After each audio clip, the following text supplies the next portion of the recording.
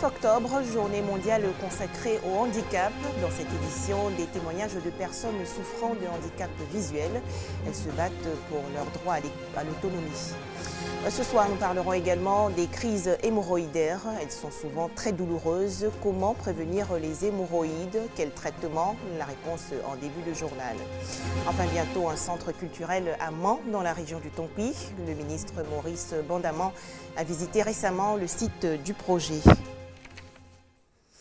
Soyez les bienvenus sur RTI2. Madame, Monsieur, bonsoir. C'est donc aujourd'hui la journée mondiale du handicap. Cet événement vise entre autres à favoriser l'intégration et l'accès à la vie économique, sociale et politique des personnes en situation de handicap, car certaines refusent la fatalité et essaient de s'insérer tant que possible dans la société. Et pour se prendre en charge, ces personnes vivant avec un handicap exercent une activité génératrice de revenus. Une paire de lunettes pour se mettre à l'abri des regards. Jean-Luc est non-voyant depuis le bas âge. Aujourd'hui, la quarantaine révolue. Il ne vit pas sous le poids de son sort. Malgré son handicap, il ne perd pas le fil des doigts pour jouer des notes de piano.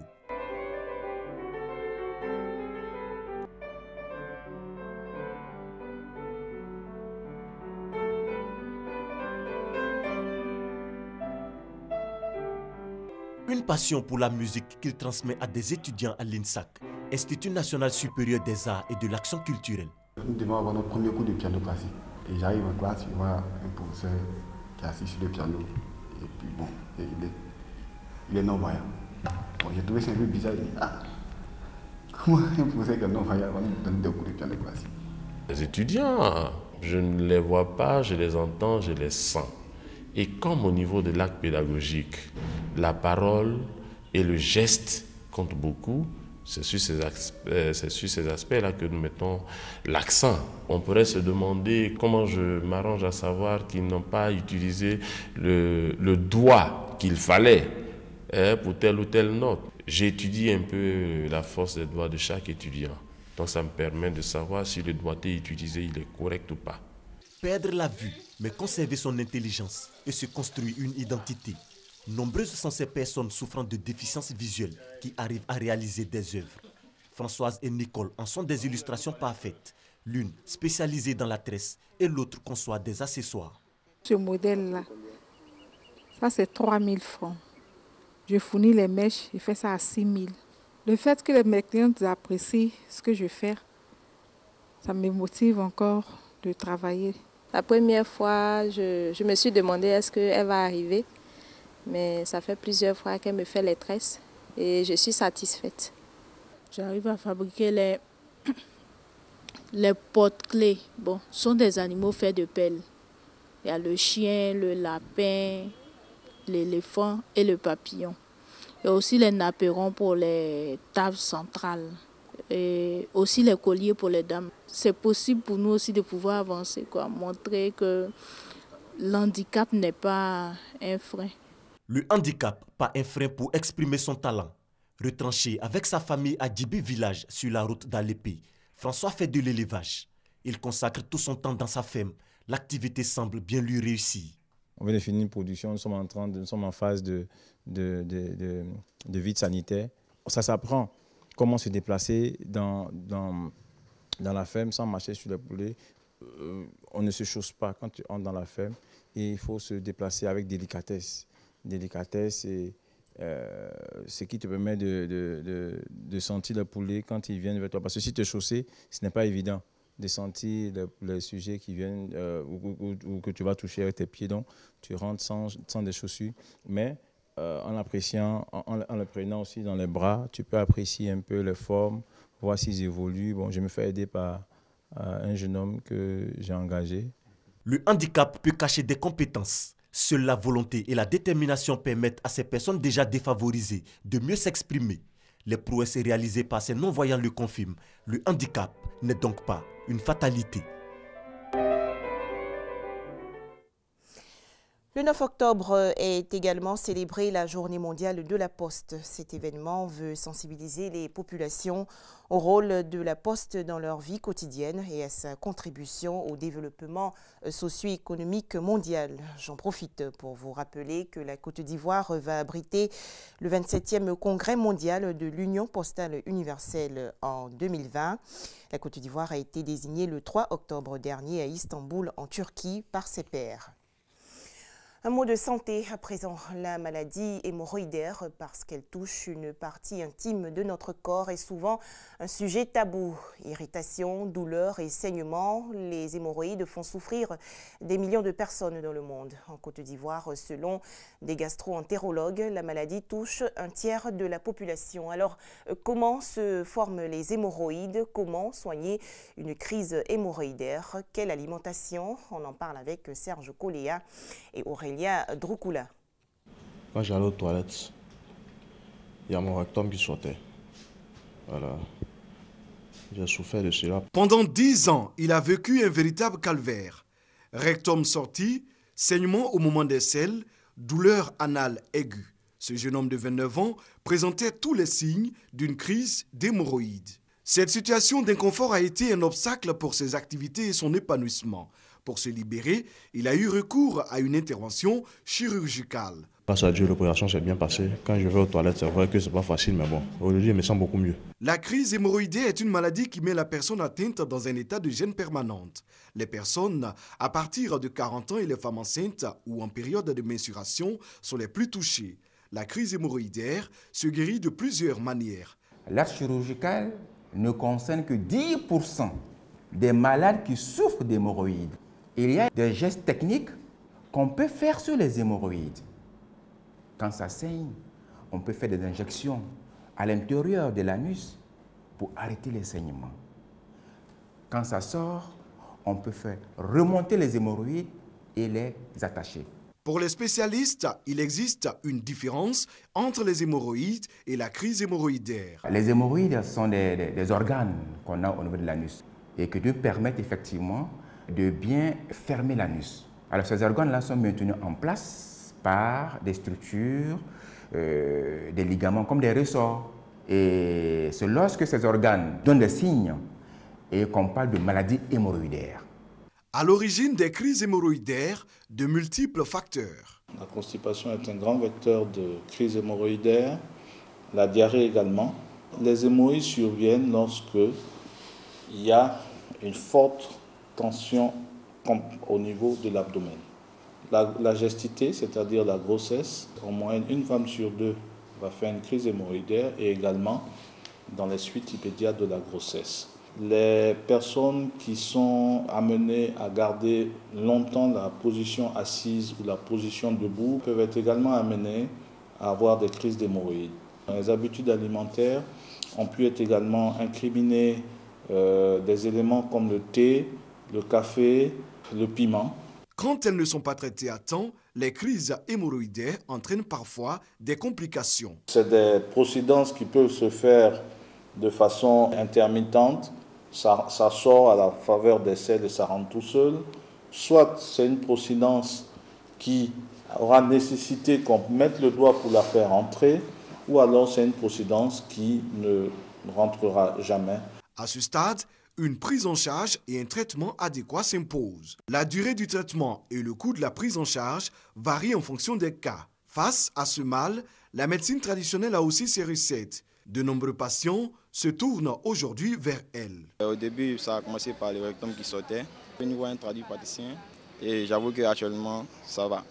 Le choix de cette pratique est-il un recours efficace contre la crise hémorroïdaire? La médecine traditionnelle a des plantes efficaces pour guérir les hémorroïdes dans toutes leurs formes.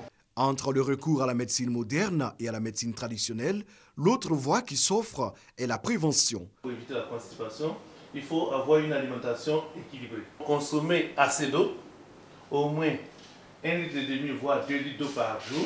Consommer suffisamment de fruits et de légumes.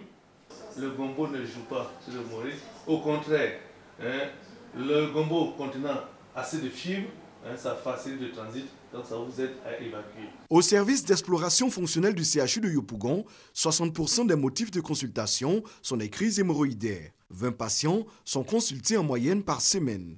En Côte d'Ivoire, 4 centres publics s'occupent des maladies hémorroïdaires.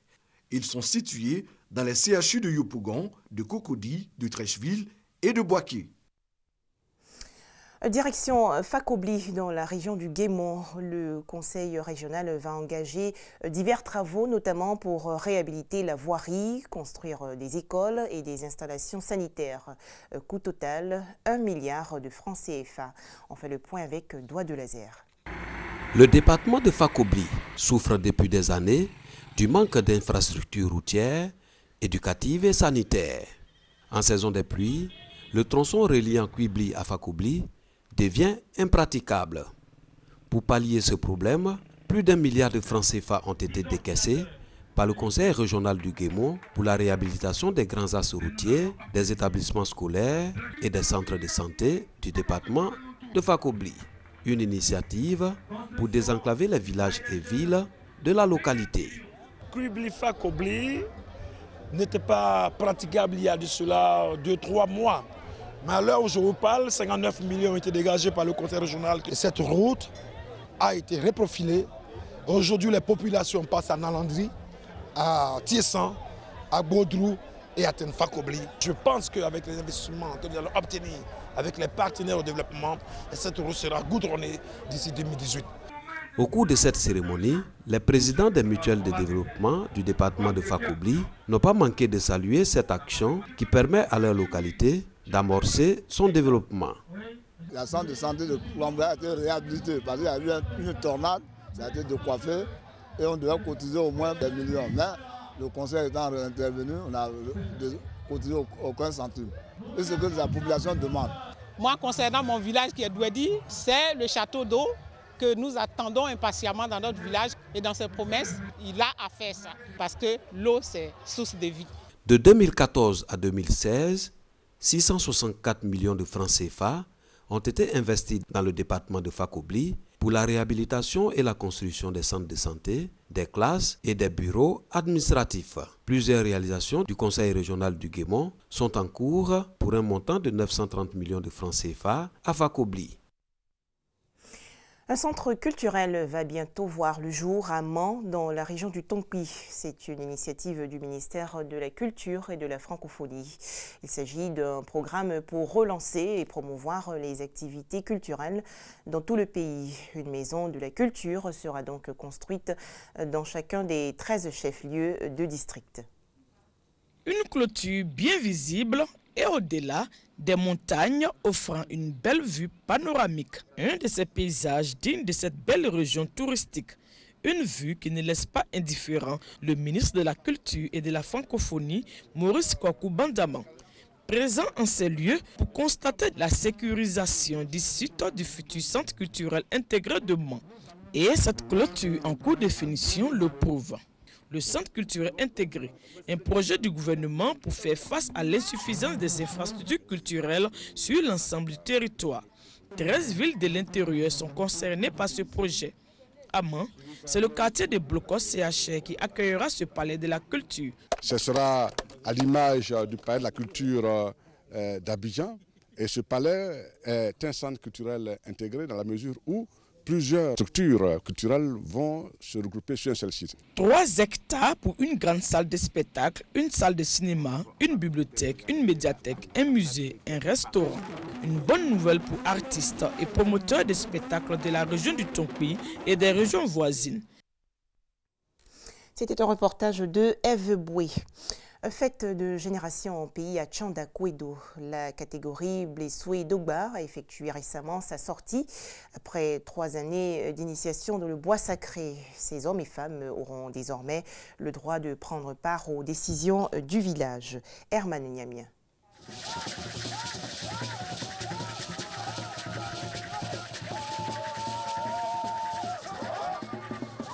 C'est fait.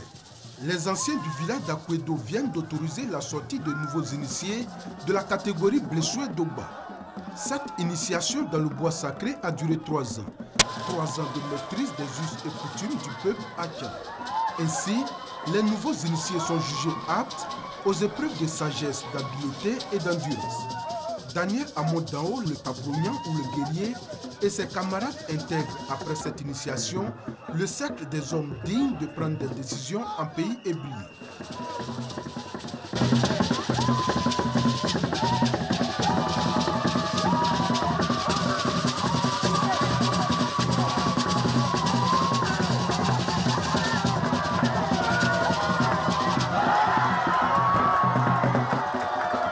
Ces parades des femmes de la catégorie Blessoué Douba à travers le village expriment la joie que partage l'ensemble de la population.